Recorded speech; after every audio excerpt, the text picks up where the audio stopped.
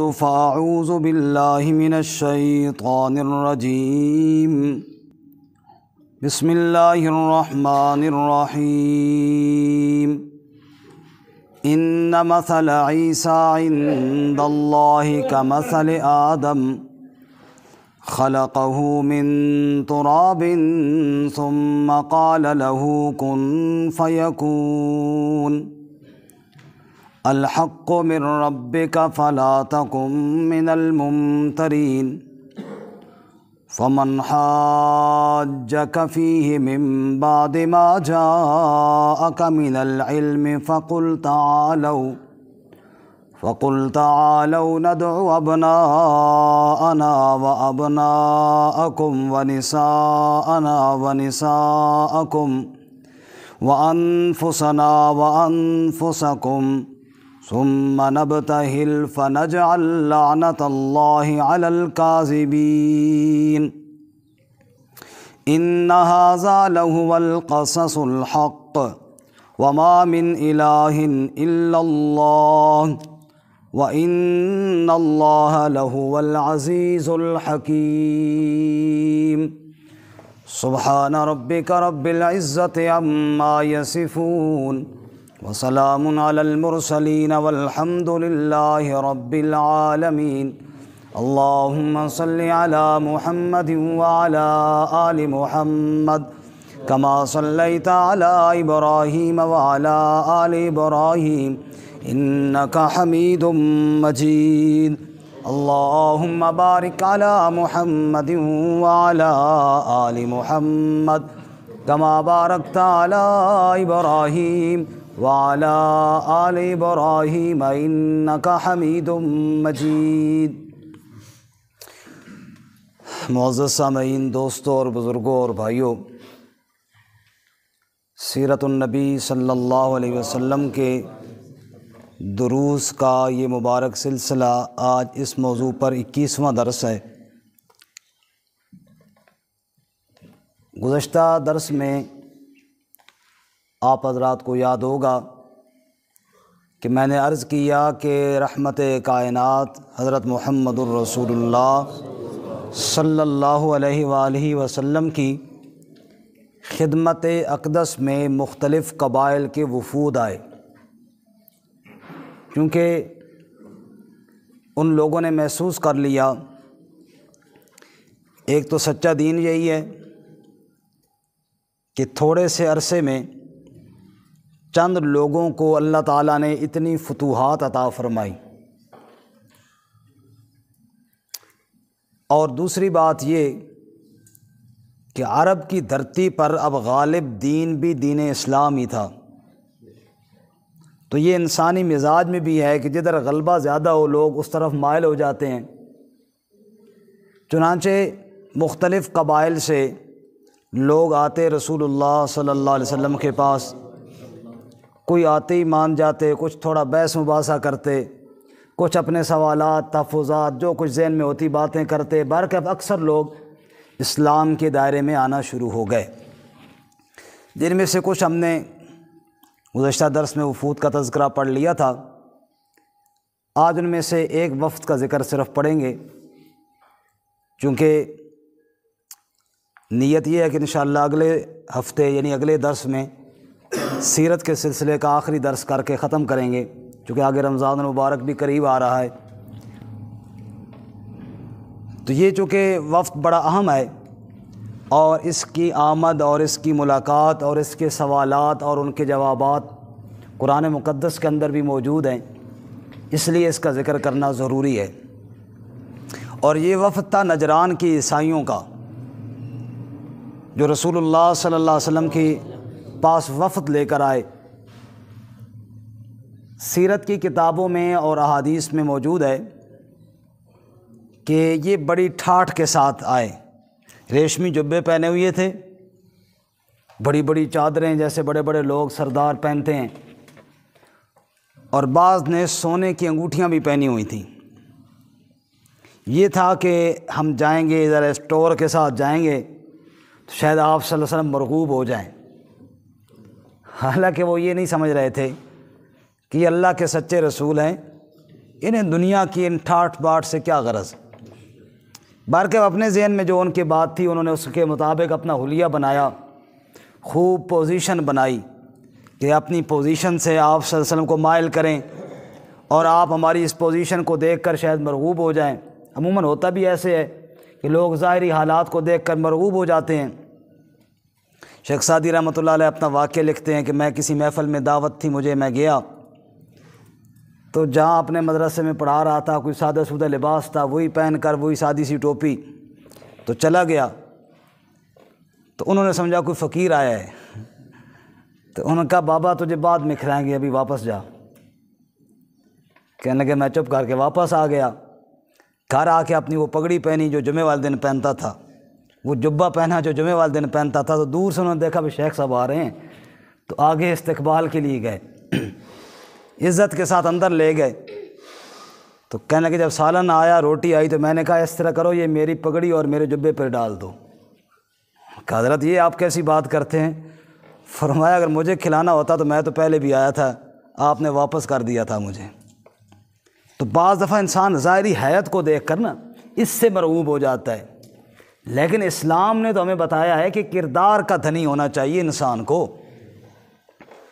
باتوں سے ایک اور بات یاد آئی، جب حضرت امیر المومنین عمر فاروق رضی اللہ تعالیٰ عنہ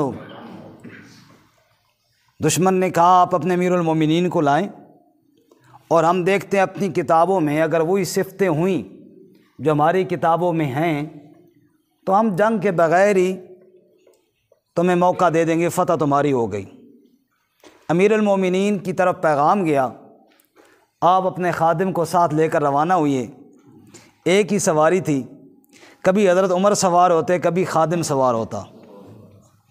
دشمن کے جب قریب موقع آیا تو باری خادم کی تھی، اس نے کہا امیر المومنین میں اپنی باری آپ کو دیتا ہوں، اب سامنے دشمن کھڑا ہے، ایک تو آپ میری باری پر سوار ہو جائے، میں کوئی ناراض نہیں ہوں، آپ امیر المومنین ہیں، دشمن نے آپ کو بلایا ہے، اور دوسری گزارش یہ ہے کہ یہ جو آپ نے لباس پہنا ہوا ہے نا جس میں ٹاکیاں لگی ہوئی ہیں اس کو اتاریں، اچھا سا جوڑا زیب تن کریں، دشمن کے سامنے جا رہے ہیں۔ روایات میں آتا ہے حضرت عمر نے ایک دفعہ بات یہ مانی بھی، وہ جوڑا پہنا بھی، لیکن پھر فوراً اتار دیا اور کہنے لگے ہلاک عمر، ہلاک ہو گیا عمر۔ کیا ہماری عزتیں ان جوڑوں کے ساتھ ہیں؟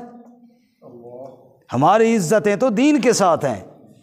فرمایا وہی میرا ٹاکیوں والا کرتا لے کر آؤ، چنانچہ وہی ٹاکیوں والا کرتا پہنا، غلام سے کہا باری تیری ہے تو ہی سوار ہو، اور مہار پکڑ کر آپ گئے۔ دشمن نے دیکھا تو مسلمانوں سے پوچھا یہ امیر المومنین ہیں آپ کے جو اونٹ پر بیٹھے ہوئی ہیں؟ کہ نہیں ہمارے امیر المومنین وہ ہیں جنہوں نے آگے لگام پکڑی ہوئی ہے، اونٹ پر تو ان کا غلام اور خادم بیٹھا ہوا ہے۔ اسلام تو یہ ہے جی، سیدھا سادہ ہے، تصنع سے پاک ہے، بناوٹ سے پاک ہے۔ خیر ان نجران کے عیسائیوں نے جوڑے شوڑے صحیح سیٹ کیے، بڑے بڑے جبے پہنے، ریشمی جبے، جو حالانکہ ریشم تو ویسے مردوں کے لیے ٹھیک نہیں، سونے کی انگوٹھیاں پہنی ہوئی۔ نبی پاک دیکھیں بڑی بڑی سامیاں آ گئی ہیں۔ سیرت کی کتابوں میں جب وہ آپ صلی اللہ علیہ وسلم کے پاس آئے نا تو آپ نے منہ ہی پھیر لیا ان سے، حالانکہ آپ صلی اللہ علیہ وسلم جو بھی آتے تھے ان کے ساتھ ایسا نہیں کیا کرتے تھے، لیکن آپ نے منہ اس لیے پھیرا کہ یہ جو مجھے تاثر دینا چاہتے ہیں یہ ان کا زائل ہو جائے کہ ہم جوڑوں کی، سونے کی، اس کی کوئی عزت نہیں ہمارے ہاں انسانیت کی عزت ہے، دین کی عزت ہے۔ وہ بڑے حیران ہوئے جناب ہم آئے ہیں اور آپ نے رخ ہی پھیر لیا۔ صحابہ نے ان سے کہا یہ ریشمی جبے اتارو، یہ سونے کی انگوٹھیاں اتارو، پھر نبی پاک کے پاس جاؤ۔ چنانچہ وہ ریشمی لباس، سونے کی انگوٹھیاں اتار کر گئے، آپ نے ان کو خوش آمدید کہا۔ خیر بات چیت ہوئی، انہوں نے کہا جی ہمارے کچھ سوالات ہیں، آپ نے کہا سوال کرو۔ انہوں نے کہا عیسیٰ علیہ السلام کیا اللہ کے بیٹے ہیں؟ آپ نے فرمایا نہیں، وہ تو اللہ کے بندے ہیں۔ انہوں نے سوال جڑ دیا جی پھر عیسیٰ علیہ السلام کا باپ کون ہے؟ ہم تو کہتے ہیں نعوذ باللہ اللہ ان کا باپ ہے، اور آپ کہتے ہو کہ نہیں اللہ ان کا باپ نہیں ہے، تو پھر بتاؤ ان کا باپ کون ہے؟ ان کا یہ سوال اور اللہ نے قرآن میں جواب دیا۔ فرمایا ان مثل عیسیٰ عند اللہ کمثل آدم خلقہ من تراب ثم قال له کن فیکون۔ اے میرے محبوب صلی اللہ، آپ سے پوچھتے ہیں عیسیٰ کا باپ کون ہے، تم ان سے پوچھو آدم کا باپ کون ہے۔ اپنے باپ کا باپ تو بتاؤ، آدم کو تو باپ مانتے ہو نا۔ ان مثل عیسیٰ عند اللہ کمثل آدم خلقہ من تراب ثم قال له کن فیکون۔ اللہ نے آدم کو مٹی سے بنایا، پھر بغیر ماں اور بغیر باپ کے کہا ہو جا، تیار ہو جا، تو آدم تیار ہو گئے۔ ان کو بتاؤ میرے پیغمبر، جو اللہ بغیر ماں اور بغیر باپ کے آدم کو پیدا کر سکتا ہے، وہ بغیر باپ کے عیسیٰ کو بھی پیدا کر سکتا ہے۔ الحق من ربک فلا تکن من الممترین، یہ حق ہے آپ کے رب کی طرف سے، اس میں شک کرنے والے نہ ہو جائیں۔ یہ جواب سنا، کہنے لگے جی مشورہ کریں گے، فوراً نہیں مانتے۔ آپ نے کہا کرو مشورہ، بات تو یہی ہے، عیسیٰ علیہ السلام اللہ تعالیٰ کے بیٹے نہیں، اللہ کے بندے ہیں۔ خیر وہ گئے جناب، پھر آئے، پھر شش و پنج میں مانیں نہ مانیں کیا کریں۔ اب جناب ان کو چیلنج دیا مباہلے کا۔ مباہلہ یہ ہوتا ہے کہ آؤ پھر میدان میں، کہتے ہیں یا اللہ جو جھوٹا ہے نا اس کو برباد کر، آؤ میدان میں، لگاتے ہیں میدان، اور رب سے تم بھی دعا کرو، میں بھی دعا کرتا۔ تم کہتے ہو نا عیسیٰ علیہ السلام اللہ کا بیٹا ہے، میں کہتا ہوں اللہ کا بیٹا نہیں، اللہ کا بندہ ہے۔ آؤ پھر میدان میں، تم بھی اپنے بیوی بچوں کو لے کر آؤ، ہم بھی لے کر آتے ہیں، پھر کہتے ہیں یا اللہ جو جھوٹا ہے نا اس کو برباد کر، لگ پتہ جائے گا۔ یہی وہ آیت مباہلہ ہے۔ رسول اللہ صلی اللہ علیہ وسلم اپنے بیٹی فاطمہ کو لے آئے۔ میں نے پہلے عرض کیا، بلکہ جمعہ والے دن عرض کیا تھا، آپ کی 4 بیٹیاں تھیں اور 3 بیٹیاں تو پہلے وفات پا چکی تھیں۔ ایک چھوٹی بیٹی جو سب سے پیاری تھی سیدہ فاطمہ الزہرا رضی اللہ تعالی عنہا، وہ موجود تھی۔ باقی اولاد تو آپ کی تھی کوئی نہ، ہاں آگے فاطمہ کی اولاد تھی، آگے وہ آپ کی پھر اولاد ہوئی۔ آپ گئے حضرت علی کے گھر رضی اللہ تعالی عنہ، اور ان کو لے کر آئے، فاطمہ کو لے کر آئے، اپنے نواسوں کو لے کر آئے، اور اس وقت آپ نے ان کو اپنے اہل بیت میں شامل فرمایا۔ اور ایک بڑی دلچسپ بات ہے، چونکہ یہاں پہ وہ موضوع تو نہیں ہے لیکن تھوڑی سی عرض کروں، سیدہ عائشہ صدیقہ روایت کرتی ہیں رضی اللہ تعالیٰ عنہ کہ آپ صلی اللہ علیہ وسلم نے چادر لی، اور چادر کے اندر علی، فاطمہ اور حسنین کریمین کو داخل کیا اور فرمایا اللہم ہؤلاء اہل بیتی، اے اللہ یہ میرے اہل بیت میں سے ہیں۔ اور آپ نے یہ آیت پڑھی انما یرید اللہ لیذھب عنکم الرجس اہل البیت ویطہرکم تطہیرا، اللہ نبی کے گھر کو پاک کرنا چاہتا ہے اور ہر قسم کی نجاست سے دور رکھنا چاہتا ہے۔ یہ روایت کر رہی ہیں ام المومنین سیدہ عائشہ صدیقہ رضی اللہ تعالی۔ اگر حضرت عائشہ کے دل میں نعوذ باللہ کوئی کھوٹ ہوتا تو وہ تو کم از کم روایت نہ کرتی نا، کوئی اور بندہ روایت کرے تو کرے، چونکہ گھر کی بات تھی۔ یہ چادر آپ نے جو حضرت فاطمہ پر ڈالی، یہ مسجد میں تھوڑی ڈالی، لوگوں کے سامنے تھوڑی ڈالی، بیٹی تھی گھر میں ڈالی، اور گھر میں پھر جو بات ہو پھر وہ گھر والی روایت کرتی ہے نا۔ سیدہ عائشہ صدیقہ رضی اللہ تعالیٰ عنہ روایت کرتی ہیں۔ یہاں پر ایک زیادتی اور ظلم جو ہوا وہ یہ ہوا، ہم چونکہ اہل سنت والجماعت ہیں، ہم تو بالکل اس کے بھی قائل ہیں کہ سیدہ فاطمہ آپ کے اہل بیت میں سے ہیں، حضرت حسن حسین آپ کے اہل بیت میں سے ہیں، حضرت علی آپ کے اہل بیت میں سے، ہم تو اس کے قائل ہیں، میں نے بھی آپ کو روایت سنائی۔ لیکن اہل تشیع نے حضرت عائشہ کو، آپ کی ازواج مطہرات کو اہل بیت سے خارج کر دیا۔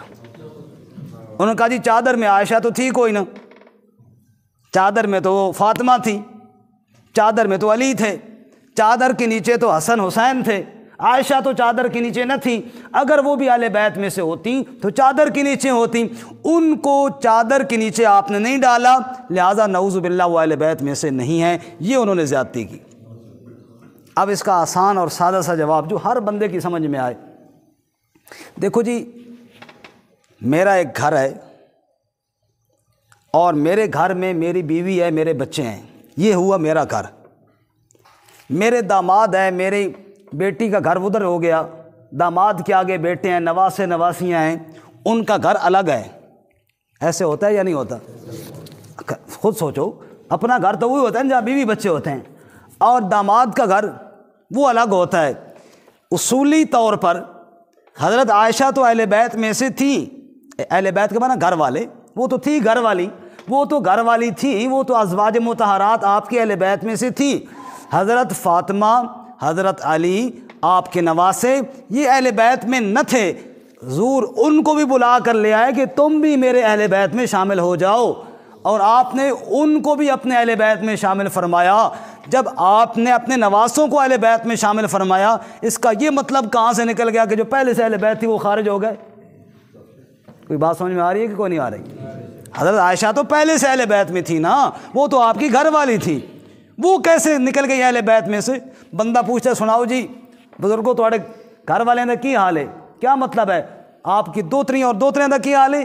نہیں، آپ کی بیوی بچوں کا کیا حال ہے؟ یہ تو آپ کے نواسوں کی عظمت ہے، یہ تو حضرات حسنین کریمین کی شان ہے کہ ان کو بھی آپ نے اپنے اہل بیت میں شامل فرما لیا۔ خیر یہ موضوع نہیں، آپ نے ان کو بھی بلایا اور عیسائیوں کو چیلنج دیا اللہ کے حکم سے، فرمایا اگر یہ پھر بھی نہیں مانتے میرے پیغمبر، ان کو اب چیلنج دو، دلائل بہت ہو گئے، ان سے کہو تعالوا ندعو ابناءنا وابناءکم ونساءنا ونساءکم وانفسنا وانفسکم ثم نبتہل فنجعل لعنت اللہ علی الکاذبین۔ ان سے کہو آ جاؤ، تم بھی آ جاؤ، تمہارے بچے بھی آ جائیں، تمہاری عورتیں بھی آ جائیں، ہم بھی آ جاتے ہیں، ہم بھی اپنے بچوں کو لے آتے ہیں، ہم بھی اپنی عورتوں کو لے آتے ہیں، آ جاؤ سب میدان میں، تم بھی اور ہم بھی آ جاتے ہیں۔ فنجعل لعنت اللہ علی الکاذبین، پھر کھلے میدان میں جھوٹے پر اللہ کی لعنت کرتے ہیں، اور لگ پتہ جائے گا، ہم کہیں گے یا اللہ جو جھوٹا ہے اس کو برباد کر، آ جاؤ میدان کے اندر۔ نبی پاک صلی اللہ علیہ وسلم نے جب مبالغے کا چیلنج دیا، انہوں نے کہا جی مشورہ کر کے بتائیں گے۔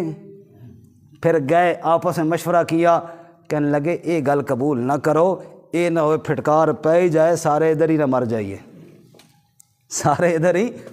پھر وہ تیار نہ، مبالغہ ہوا نہیں، یاد رکھنا یہ صرف چیلنج ہے، اگر مبالغہ ہوتا اور پھر وہاں آپ حضرت عائشہ کو نہ بلاتے پھر تو یہ اعتراض بنتا تھا، مبالغہ تو ہوا ہی کوئی نہیں، صرف آپ ان کو دکھانے کے لیے اپنے بچوں کو یعنی نواسوں کو لے کر آئے گھر میں، تاکہ ہم تیاری کر رہے ہیں، ہمارے بچے آ گئے تم بھی تیار ہو جاؤ، لیکن مبالغہ نہ ہوا۔ انہوں نے کہا جی نہیں بس ہم ٹھیک ہے، ہم آپ کے ماتحت رہیں گے، ہم آپ کے ساتھ مقابلہ نہیں کریں گے، لہٰذا ہم آپ کے ماتحت بن کر رہنا چاہتے ہیں، مبالغہ ہم نہیں کرتے۔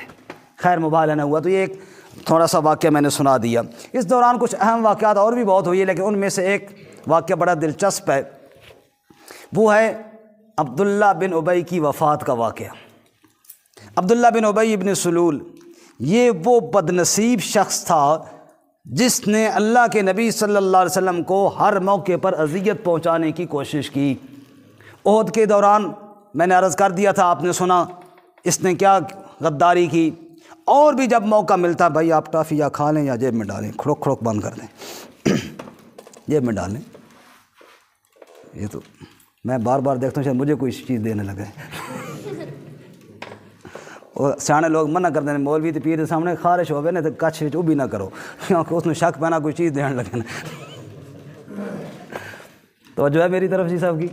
اچھا اصل میں نا یہ بیان میں جو تھوڑا سا وہ توجہ ادھر ادھر ہو جائے نا پھر وہ تسلسل ٹوٹ جاتا ہے، چنگی بلی گل ذہن چاہیے ہوئی نکل جاتی ہے۔ خیر عبداللہ بن ابی ابن سلول جو اللہ کے نبی صلی اللہ علیہ وسلم کا دشمن تھا اور منافقوں کا گویا کہ سردار تھا، اس کی وفات کا وقت قریب آیا۔ اب اس نے اپنے بیٹے سے کہا جو مخلص صحابی تھے، نام ان کا بھی عبداللہ تھا، کہ نبی پاک سے جا کر کہو اگر میرے کفن کے لیے کرتا عنایت فرما دینا تو ان کی بڑی مہربانی ہوگی۔ رحمت کائنات، دشمنوں کو معاف کرنے والے صلی اللہ، اتنا بڑا ظرف کسی کا ہو سکتا ہے؟ جب بیٹا آیا جی یا رسول اللہ میرا باپ جو تھا وہ تو سو تھا، آپ بھی جانتے ہیں، لیکن اس نے پیغام بھیجا ہے اگر آپ کرتا عنایت فرمائیں تو آپ کے ہی کرتے میں میرے باپ کو کفن دیا جائے۔ حضور نے فرمایا لے جاؤ میرا کرتا دے دیا۔ یہاں پہ ایک بات عرض کروں، ہمارے ہاں بعض جگہوں میں یہ رواج ہے، کہتے ہیں کفن کے اوپر کلمہ لکھو مٹی وغیرہ کے ساتھ، ہے نا رواج؟ توجہ کرنا، کفن پہ کلمہ لکھوں میں، میرا استاد، میرے پیر و مرشد، کوئی عالم لکھے، اس کی شان زیادہ ہے یا اللہ کے نبی کے کرتے کی شان زیادہ ہے؟ اللہ کے نبی کے، سارے بولے نا جی۔ اور بھائی بیت اللہ کا غلاف جو ہے وہ میرے نبی کے کرتے کی عظمت کو نہیں پہنچ سکتا۔ وہ کرتا جو اتنی عظمتوں والا، اس کے اندر کفن دیا گیا عبداللہ بن ابی کو۔ رب نے کہا میں نہیں معاف کرتا، میں معاف معلوم ہے، اوپر والا کلمہ کام نہیں دیتا جب تک کلمہ دل کے اندر نہ، وہ بات نہیں بنتی۔ بات سمجھ میں آئی ہے؟ یہ اوپر لکھنے والی بات یہ پتہ نہیں کہاں سے نکالی ہے، کلمہ دل کے اندر ہوگا کامیابی تب جا کر ہوگی، ورنہ تو کرتا نبی کا ہو پھر بھی بخشش نہ ہو۔ رب نے کہا اس کے دل میں نفاق تھا میرے پیغمبر، لیکن حضور تو رحمت والے نبی تھے، آپ نے فرمایا لے جاؤ۔ پھر کہنے لگا جی وہ باپ نے کہا تھا اگر میں مر جاؤں نا تو میرا جنازہ بھی حضور سے ہی کہنا وہ پڑھائیں۔ اب فرمایا ٹھیک ہے، اگر میرے جنازہ پڑھانے سے اس کی مغفرت ہوتی ہے تو میں جنازہ بھی پڑھانے کے لیے تیار ہوں۔ حضرت عمر رضی اللہ تعالیٰ عنہ فرماتے ہیں خدا کی قسم میں اپنی جرت پر کبھی تعجب کرتا تھا کہ میں نے کیا کیا ہے، لیکن حضرت عمر کہتے ہیں کہ حضور جب عبداللہ بن ابی کے جنازے کے لیے گئے نا تو میرا تو خون کھول اٹھا۔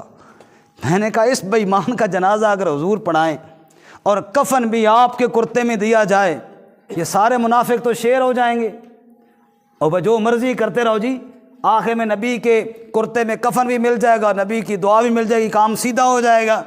حضرت عمر کہتے ہیں مجھ سے برداشت نہ ہوا اور میں گیا اور میں نے آپ کا دامن پکڑا اور میں نے جا کر کہا یا رسول اللہ اتصلی علی ھذا المنافق، آپ اس منافق پر نماز جنازہ پڑھانے جا رہے ہیں جس کی زندگی کی منافقت آپ کے سامنے ہے، جس نے احد میں کیا کیا، تبوک میں کیا کیا، اور جس نے آپ کی زوجہ عائشہ پر تہمت لگائی، اس بے ایمان کا جنازہ پڑھانے کے لیے آپ جا رہے ہیں۔ حضور نے کہا عمر تو چپ کر جا اور رک بھی جا عمر، اگر میرے جنازے پڑھانے سے اس کی مغفرت ہوتی ہے، بخشش ہوتی ہے تو مجھے کوئی اعتراض نہیں ہے، میں پڑھانے کے لیے تیار ہوں۔ عمر کہتے ہیں خدا کی قسم میں حیران ہوتا ہوں کہ میں نے کس طرح جا کے پکڑ لیا دامن اللہ کے نبی کا، مجھے سمجھ نہ آئی، لیکن جب حضور نے مجھے ہٹا دیا تو اور حضور جنازہ پڑھانے کے لیے آگے بڑھے، اللہ اکبر کی، پھر یہ نہیں کہ عمر نکل گیا کہ میں نہیں پڑھتا، عمر کہتے پھر میں نے بھی پیچھے اللہ اکبر کر لی۔ اطاعت تو حضور کی کرنی تھی، لیکن میری چاہت یہ تھی کہ اللہ کے نبی صلی اللہ علیہ وسلم جنازہ نہ پڑھاتے۔ اب حضور نے جنازہ پڑھایا، جبرائیل قرآن لے کر آئے، کہو سبحان اللہ۔ استغفر لهم او لا تستغفر لهم ان تستغفر لهم 70 مرة فلن يغفر الله لهم۔ میرے پاک پیغمبر صلی اللہ، ان بے ایمانوں کے لیے آپ استغفار کریں یا نہ کریں، اگر 70 بار بھی ان کے لیے استغفار کریں فلن يغفر الله لهم، ہرگز اللہ ان کو معاف نہیں کرے گا۔ اور میرے محبوب سن لیجئے، لا تصلی علی احد منہم مات ابدا ولا تقم علی قبرہ، ان بے ایمانوں میں سے جب بھی کوئی مر جائے کبھی ان کی نماز جنازہ نہ پڑھایا کریں، نہ ان کی قبر پر جا کر دعا کیا کریں۔ میرے پاک پیغمبر جو رائے عمر نے آپ کو دی، میں اللہ بھی اسی کی تائید کرتا ہوں۔ سبحان اللہ۔ مفسرین اور محدثین پر اللہ کی رحمت، انہوں نے ایک نقطہ اٹھایا کہ جب عمر آپ کا دامن پکڑ کر کہہ رہے تھے یا رسول اللہ نہ پڑھائیں، اس وقت اللہ نے آیت کیوں نہیں نازل کی؟ اس وقت بھی تو اللہ آیت نازل کر سکتے تھے نا کہ ٹھیک ہے جی نہ پڑھائیں، یہ 2 منٹ پہلے آیت نازل ہو جاتی تو حضور نہ پڑھاتے۔ علماء نے فرمایا اس وقت نبی پڑھانے کے لیے ہاں کر بیٹھے تھے اور عمر کہہ رہے تھے کہ نہ پڑھاؤ، اس وقت اگر اللہ آیت نازل کرتے تو عمر کی بات نبی کی بات سے آگے ہو جاتی۔ عمر بڑی شان والے صحیح، لیکن نبی کے آگے تو عمر کی شان کوئی نہیں ہے نا۔ رب نے کہا ابھی تو بات میرے نبی کی پوری ہوگی، آئندہ کے لیے قانون میں وہ بنا دوں گا جس کی عمر نے رائے دی ہے۔ سبحان اللہ، سب کہو سبحان اللہ، سبحان اللہ۔ خیر، اس کے بعد جناب آج کے ہمارے سبق کی آخری بات کہ آپ صلی اللہ علیہ وسلم کا حج، جس کو حجۃ الوداع کہتے ہیں، حضور نے ایک ہی وہ حج فرمایا، اور وہی آپ کا پہلا حج بھی تھا، وہی آپ کا آخری حج بھی تھا۔ پچھلے درس میں آپ نے سن لیا کہ 9 ہجری کو جو حج تھا اس کی قیادت اور امامت کس نے کی؟ حضرت سیدنا ابو بکر صدیق رضی اللہ تعالیٰ عنہ نے کی۔ 10 ہجری میں حضور اقدس صلی اللہ علیہ وسلم نے خود امامت فرمائی۔ سبحان اللہ۔ اور جب آپ صلی اللہ علیہ وسلم نے حج کا ارادہ فرمایا تو آپ نے صحابہ سے کہا اعلان کر دو کہ اللہ کے نبی جا رہے ہیں حج کے لیے، جس نے جانا ہے نبی صلی اللہ علیہ وسلم کے ساتھ آ جائے۔ جب صحابہ کو پتہ چلا، ارد کے قبائل کو پتہ چلا کہ حضور خود جا رہے ہیں، تو ہر ایک نے کہا چلو جناب ہم بھی ساتھ چلے، ہم بھی ساتھ چلے۔ چنانچہ ادھر سے لشکر آیا، ادھر سے لشکر آیا، او جم غفیر اللہ کے نبی کے ساتھ ہو گیا جی۔ ہماری خواہش بھی ہوتی ہے کوئی بڑا ہمارا عالم ہو، بڑا استاذ ہو، اس کے ساتھ ہم جائیں حج کے لیے، تو جب نبی پاک خود ہوں پھر تو مسئلہ ہی کوئی نہیں تھا۔ اور میں کہتا ہوں صحابہ کی قسمت کی بھی کیا کہنے کہ جناب سارے مسئلے اور رولے ان سے جان ہی چھوٹی ہوئی تھی، سیدھا جا کے ڈائریکٹ نبی پاک سے مسئلہ پوچھ لیتے تھے کیا کرنا ہے جناب، نہ کسی مولوی دی ضرورت، نہ کسی مفتی دی ضرورت، سیدھا اللہ کے نبی صلی اللہ علیہ وسلم سے مسئلہ پوچھ لیتے۔ خیر، حضور اقدس صلی اللہ علیہ وسلم ذوالحجہ کے سے کچھ پہلے 5 یا 6 دن پہلے آپ مدینہ سے روانہ ہوئے۔ قربانی کے جانور آپ نے ساتھ لیے۔ ذوالحلیفہ پر جا کر، جہاں آج بھی مدینہ سے آپ جائیں تو وہاں مسجد، اب تو بڑے انتظام ہیں، وہاں احرام باندھا جاتا ہے، وہاں جا کر حضور اقدس صلی اللہ علیہ وسلم نے احرام باندھا۔ حج کی 3 قسمیں ہیں، حج افراد، حج تمتع اور حج قران۔ حج افراد کا مطلب یہ ہے کہ صرف حج کیا جائے، عمرہ ساتھ نہ کیا جائے۔ حج تمتع یہ ہے کہ آپ پہلے عمرہ کریں، جیسے ہمارے پاکستان کے اکثر حاجی یوں ہی کرتے ہیں کہ ہم یہاں سے عمرے کا احرام باندھ کر جاتے ہیں، وہاں جا کر ہم عمرہ ادا کرنے کے بعد احرام کھول دیتے ہیں، اور اس کے بعد جب ایام حج آتے ہیں پھر وہیں سے ہم احرام باندھ لیتے ہیں۔ اور حج قران یہ ہے کہ جب ہم نے احرام باندھا تو عمرہ اور حج دونوں کی اکٹھی نیت کر لی۔ کئی ساتھی پوچھ رہے ہیں جی 2 احرام اکٹھے پھر کس طرح 4 چادریں بنساں؟ لوگ سمجھتے ہیں 2 چادریں ہو گئیں عمرے کی اور 2 چادریں ہو گئیں حج کی، اور 2 اور 2 4۔ میں کہی تو پھر بندہ چاچا کی تھک جاوے۔ 4 عمرے اور حج کا اکٹھا 4 چادریں نہیں ہیں، بس نیت ہے، چادریں وہی 2 ہیں، نیت ہے کہ میں نے حج اور عمرہ اکٹھا کرنا ہے۔ اب حج تمتع والا تو عمرے کے بعد احرام کھول دیتا ہے نا جی، حج میں جتنے دن رہتے ہوں وہ احرام کھول کے عام کپڑوں میں مکہ میں رہتا ہے، لیکن حج قران والا وہ نہیں کھولتا، وہ عمرے کے بعد بھی وہ احرام میں ہی رہتا ہے جب تک حج نہ کر لے، اور جب حج مکمل ہو جاتا ہے پھر جا کر وہ احرام کھولتا ہے، یعنی عمرہ اور حج کا اکٹھا احرام ختم ہوتا ہے حج کے بعد۔ حضور اقدس صلی اللہ علیہ وسلم نے قران فرمایا جی، حضور نے کیا فرمایا تھا جی؟ قران۔ اب یہاں پہ فقہاء نے مختلف بحثیں کی افضل کون سا ہے، مختلف فقہاء کے مختلف دلائل ہیں، وہ انشاءاللہ جب ہم حج کے مسئلے بیان کریں گے وہاں پہ ہوگا۔ یہاں پہ تو صرف ہم نے واقعہ سنانا ہے حضور اقدس صلی اللہ علیہ وسلم کیسے گئے جناب۔ حضور نے قران کیا اور جاہلیت کی اس رسم کو بھی توڑا جو جاہلوں کے ہاں مشہور تھی کہ حج کرنے والا عمرہ نہیں کر سکتا جی، جو حج کرے بس وہ حج ہی کرے جی، ایک ہی گل ہوئی جی نال عمرہ بھی۔ حضور نے اس رسم کو بھی توڑا اور فرمایا اے اللہ میں نے عمرے اور حج دونوں کا اکٹھا احرام باندھا ہے۔ پھر آپ نے تلبیہ پڑھی لبیک اللہم لبیک لبیک لا شریک لک لبیک ان الحمد والنعمت لک والملک لا شریک لک۔ دل تو کرتا ہے اسی کو بندہ پڑھتا رہے جی، اللہ میں نصیب فرمائے وہاں جا کے پڑھنے کی، سبحان اللہ۔ خیر، آپ نے تلبیہ پڑھی، پھر آپ روانہ ہوئے۔ صحابہ کا جمع غفیر آپ کے ساتھ تھا۔ آپ جب بھی پہاڑی پر چڑھتے کوئی ایسی جگہ پہ، پھر آپ سبحان اللہ، الحمدللہ، اللہ اکبر اور تلبیہ پڑھتے۔ کوئی بندہ ملتا پھر بھی آپ اونچی آواز سے پڑھتے، گویا کہ یہ اظہار فرماتے کہ ہم اللہ کے گھر جا رہے ہیں، ہم عمرہ اور حج کے لیے جا رہے ہیں۔ حضور اقدس صلی اللہ علیہ وسلم تشریف لے گئے، وہاں آپ نے عمرے کے سارے اعمال کیے۔ آپ جانتے ہیں حجر اسود سے شروع ہوتا ہے، 7 چکر ہوتے ہیں، 7 سے کم نہیں ہوتے اور 7 سے زیادہ بھی نہیں۔ ہمارے پاس ساتھی بیچارے سادے سودے ان پڑھ لوگ ہوتے ہیں، وہاں جب میں گیا نا تو میری کوشش یہ ہوتی تھی کہ بزرگ ٹائپ جو ملتے تھے ان سے میں ضرور پوچھتا تھا، بزرگوں پاکستان دے ہو جی، کس طرح کیتے نے؟ تو پھر وہ بیچارے بتاتے تھے۔ کئی لوگ بیچارے غلط کرتے تھے۔ ایک بابا جی مجھے میرے بڑا دلچسپ بات بھی تھی، ان کی بات پہ رونا بھی آتا تھا، ہنسی بھی آتی تھی۔ میں نے پوچھا بابا جی طواف کر لیا؟ انہوں کا پترا کر گدا، پنجاب کے کسی دیہات کے تھے۔ میں کہا بزرگوں کتنے چکر لائے ہیں؟ انہوں کا پترا 3 لائن یا 4 لائن۔ میں کہا چاچا جی یہ 3-4 چکر نال گل پوری، چکر 7 لانے پیسن۔ میں نے کہنا کہ پترا تو جڑی گل کر رہا تو بھی ٹھیک کر رہا کہ تو پڑھا وہ کجے، تو جڑی گل پڑھی نا تو وہی گل کرنی ہے، تے وہ اپنی رحمت تے آوے نا تے 4 بھی قبول کر گئے، تو ساں کوئی پوچھنے والا بھی کوئی نہیں۔ اس نے کوئی پابندی تے نہیں نے کو 7 ہو سن تے تاں ہی قبول کر سی، وہ 4 بھی قبول کر گیا۔ میں کہا چاچا جی تسی گھر ٹکے رہو تا بھی وہ قبول کر گئے نا تو کوئی مسئلہ نہیں ہے۔ بندہ آوے زور دی نماز پڑھنے آسے 2 پڑھ دا کے وہ قبول کر، واقعی کوئی مسئلہ نہیں، اس کو کوئی پوچھنے والا تو نہیں۔ لیکن اس نے جو ضابطہ بتایا ہے وہ یہ ہے، اس نے کہا تسی ضابطے پترا اپنے کول رکھ تے میں تھک گیا ہوں تے میں جا رہا ہوں ہوٹل چ آرام کرنے واسطے۔ بس یہ جڑے 3-4 چکر ہو گئے بتیرے ہو گئے پترا، بتیرے ہو گئے۔ تو یہ ایسے بیچارے پتہ نہیں ہوتا۔ خیر طواف 7 سے زیادہ بھی نہیں اور 7 سے کم بھی نہیں۔ طواف صرف کس کے گھر کا ہے؟ اللہ کے گھر کے علاوہ کسی مسجد کا بھی نہیں۔ یہاں کل کوئی کہے جی مسجد عمر فاروق کا طواف کرو، بالکل جائز نہیں۔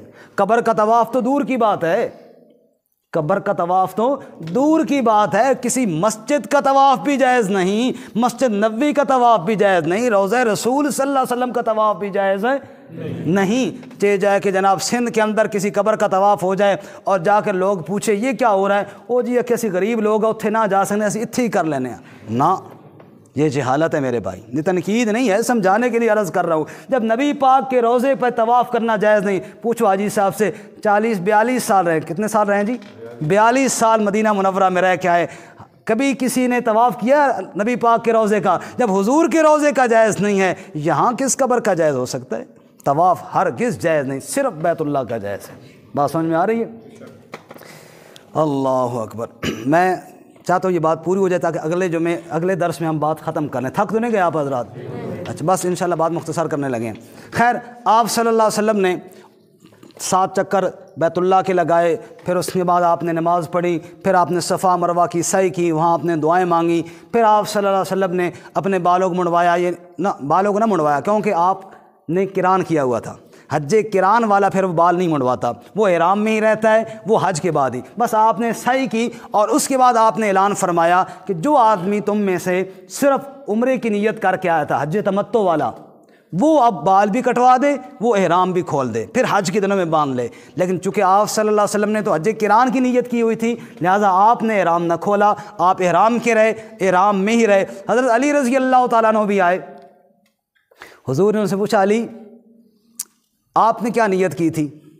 کہ یا رسول اللہ میں نے یہ نیت کی تھی جو اللہ کے نبی کی نیت ہے نا، میری وہی نیت ہے، اپنی سے میں نے الگ کوئی نہیں نیت کی۔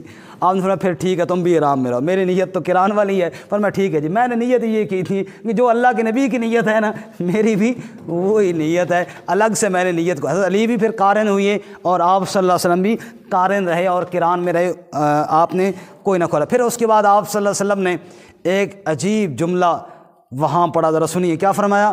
لا الہ الا اللہ وحدہ۔ یہ آپ نے اس وقت کہا جب 1,00,000 سے زیادہ صحابہ کا مجمع تھا، طواف سے فارغ ہوئے، شرک کے نشان مٹا دیے، تو کیا فرمایا؟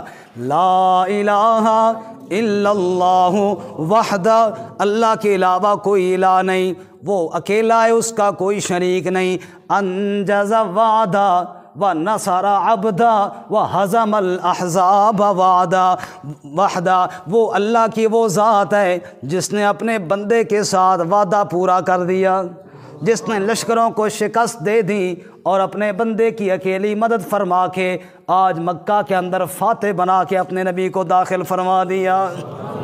پھر آپ صلی اللہ علیہ وسلم جب حج کے ایام آئے، پھر منا گئے، پھر آپ عرفات گئے، اور عرفات میں آپ صلی اللہ علیہ وسلم نے وہ تاریخی خطبہ ارشاد فرمایا جس کو حجۃ الوداع کا خطبہ کہا جاتا ہے۔ اس خطبے کی چند باتیں میں عرض کرنے لگا ہوں۔ حضور نے خطبے میں ارشاد فرمایا، ان دماءکم و اموالکم و اعراضکم حرام علیکم کحرمت یومکم ھذا فی بلدکم ھذا فی شہرکم ھذا او کما قال رسول اللہ صلی اللہ علیہ وسلم۔ حضور نے فرمایا، بتاؤ یہ جگہ کون سی ہے؟ کہ یا رسول اللہ عرفات کا میدان ہے، بڑی مقدس جگہ ہے۔ فرمایا بتاؤ مہینہ کون سا ہے؟ کہ یا رسول اللہ حج کا مہینہ ہے، ذوالحجہ کا، بڑا مبارک مہینہ ہے۔ فرمایا دن کون سا ہے؟ کہ یا رسول اللہ عرفے کا دن ہے، حج اکبر کا دن ہے۔ حضور نے فرمایا جیسے یہ جگہ بڑی مبارک، جیسے یہ مہینہ بڑا مبارک، جیسے آج کا دن بڑا مبارک، ان دماءکم و اموالکم و اعراضکم، بے شک تمہارے خون، بے شک تمہارے مال اور بے شک تمہاری عزتیں، ان کی بھی ایسی عزت ہے جیسے اس جگہ کی عزت ہے، اس مہینے کی عزت ہے اور اس دن کی عزت ہے۔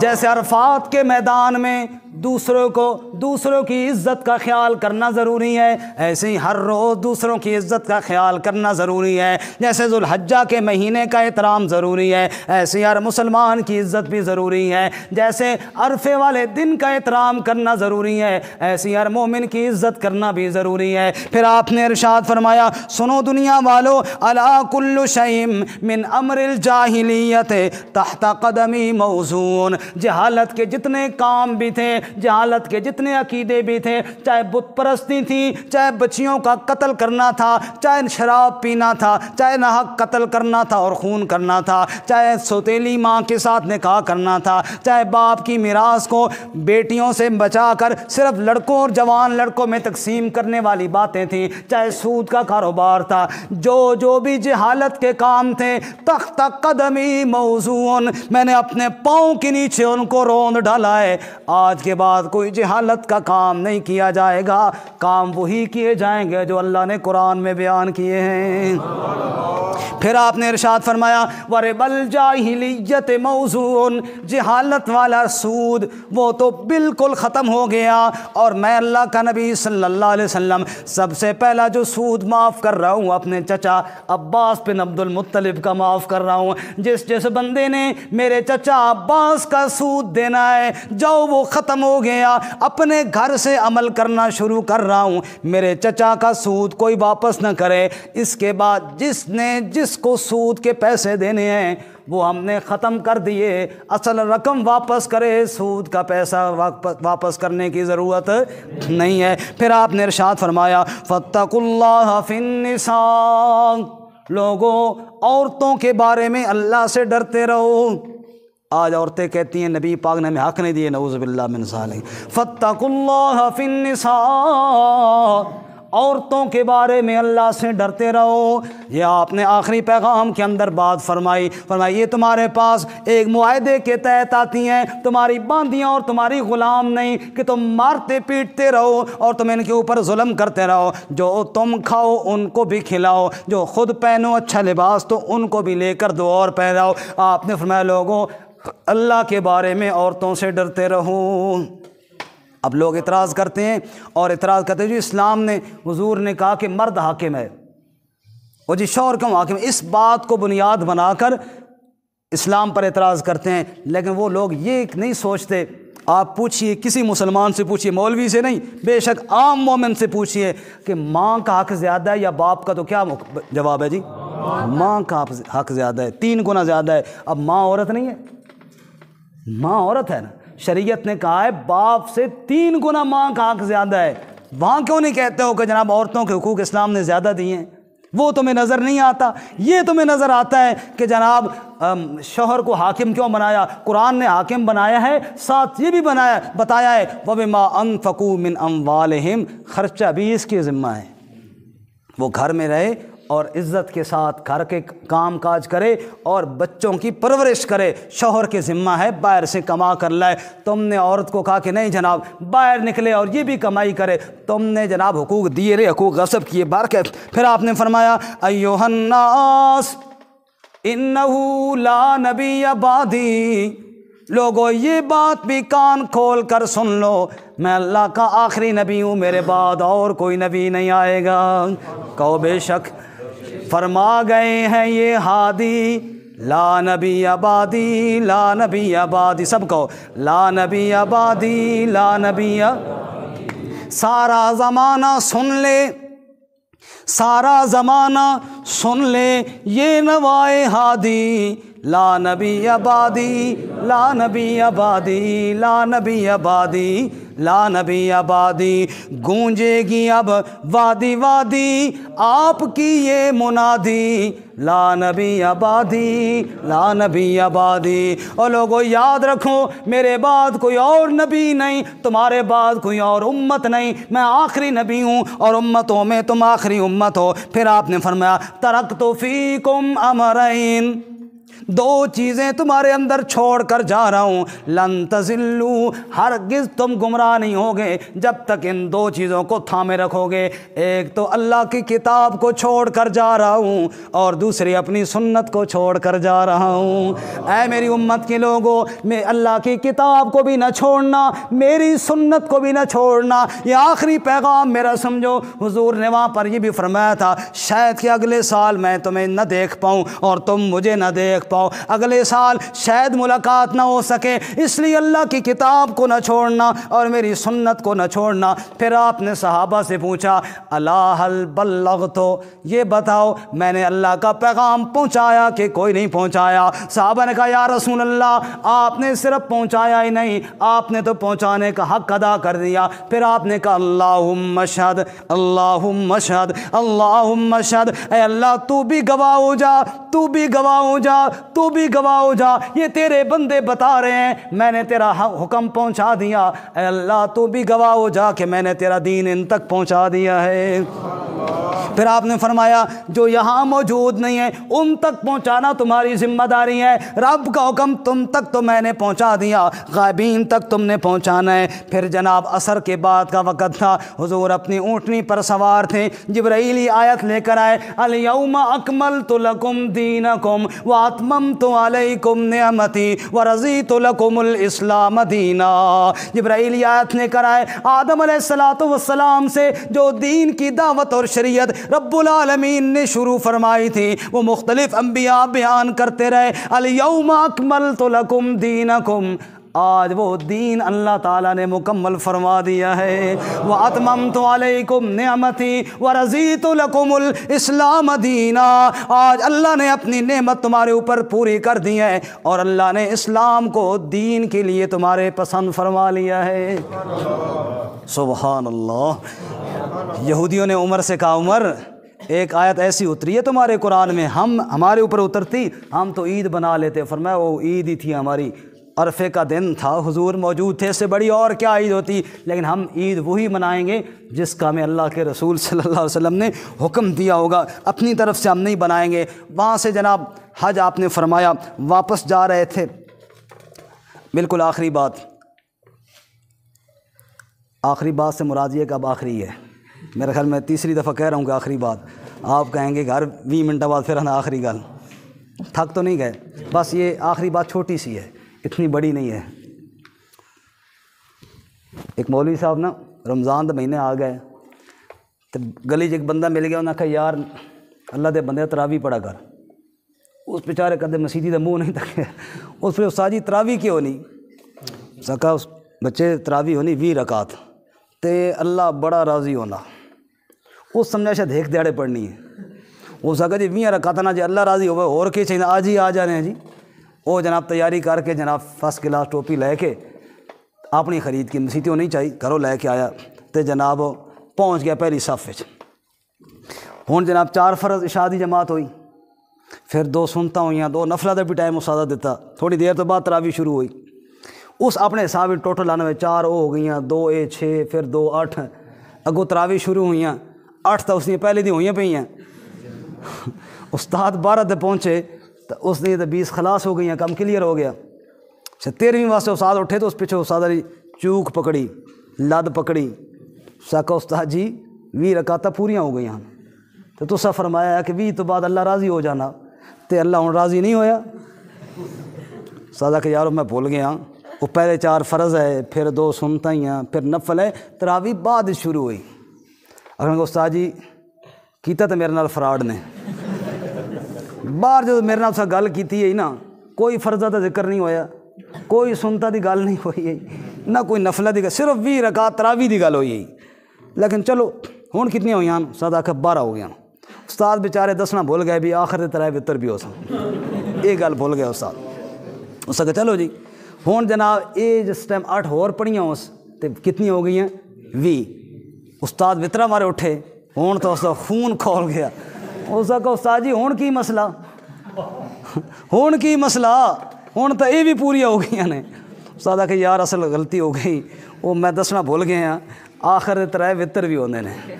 اس کا ہاں مولوی ہو واسطہ خدا دا نے، باہر فراڈ نہ لے آنے اندر بندے نوں تے آخنے صرف 20 رکعت اندر 50 رکعت پہلے جان نہیں چھوڑنے ہو۔ تسی آخو ہر 2 منٹہ بعد کر آخری گل کدو خود تیری آخری گل مک سی جان، بس ہوں بالکل آخری ہے جی۔ حضور واپس جا رہے تھے صلی اللہ، راستے میں تکرار ہوا، کچھ بات ہو جاتی ہے دوستوں میں، بڑوں میں بھی ہو جاتی ہے، چھوٹوں میں بھی ہو جاتی ہے، جہاں برتن اکٹھے ہوں، ہمارے یہاں کہتے ہیں برتن آپس میں ٹکرا جاتے ہیں کبھی کبھی۔ حضرت بریدہ اسلمی اور حضرت علی المرتضیٰ رضی اللہ تعالیٰ ان میں کچھ بات ہو گئی ایسی، حضرت بریدہ نے کوئی سخت جملے حضرت علی کے لیے بول دیے، آپ صلی اللہ علیہ وسلم تک یہ بات اطلاع پہنچی، حضور کو ناگوار گزرا۔ ظاہر حضرت علی کی شان بہت زیادہ، صرف یہ بات ذہن میں رہے، صرف حضور کے ساتھ رشتہ داری نہیں، وہ پہلا مومن بھی ہے، حضرت علی المرتضیٰ رضی اللہ تعالیٰ عنہ وہ پہلا مومن بھی ہے، بچوں میں پہلا ایمان لانے والا بھی ہے۔ تو آپ صلی اللہ علیہ وسلم کو یہ بات ناگوار گزری، آپ صلی اللہ علیہ وسلم نے غدیر خم جو بڑی مشہور بات ہے وہاں پہ آپ نے خطبہ دیا، وہاں پہ آپ نے بیت رضوان والوں کی شان بھی بیان کی، اور وہاں حضرت علی رضی اللہ تعالیٰ عنہ کے بارے میں آپ نے تاریخی جملہ ارشاد فرمایا، من کنت مولا ہو فعلی مولا ہو، جس کا میں دوست ہوں نا وہ علی کو بھی دوست رکھے، اس کا علی بھی دوست ہے۔ یہ جملہ بڑا مشہور ہوا، اسی سے مولا علی بہت مشہور ہوا۔ حالانکہ آپ اس واقعے کو اگر یوں انصاف کے ساتھ دیکھیں، بھئی مولا کا معنی دوست، مولا کا معنی مشکل کشا حاجت روا نہیں، یہ مطلب نہیں ہے۔ وہاں آپ گویا کہ یہ بتانا چاہتے ہو میرے ساتھ دوستی کرتے ہو، میرے علی کے ساتھ کیوں نہیں کرتے ہو، اس کے ساتھ کیوں لڑائیاں کرتے ہو۔ چنانچہ جب آپ نے یہ تاریخی جملہ فرمایا حضرت علی کی شان میں، حضرت عمر رضی اللہ تعالیٰ عنہ وہ شخص تھے جنہوں نے سب سے پہلے حضرت علی کو اس جملے کی مبارکباد دی، فرمایا واہ بھائی واہ، نبی پاک نے تیری دوستی کو اپنی دوستی کے ساتھ جوڑ دیا ہے۔ تو یہ بھی آپ نے اس موقع پر فرمایا۔ انشاءاللہ ہمارا اگلا درس سارے ساتھی شرکت کریں، انشاءاللہ سیرت کے حوالے سے آخری درس ہوگا۔ وآخر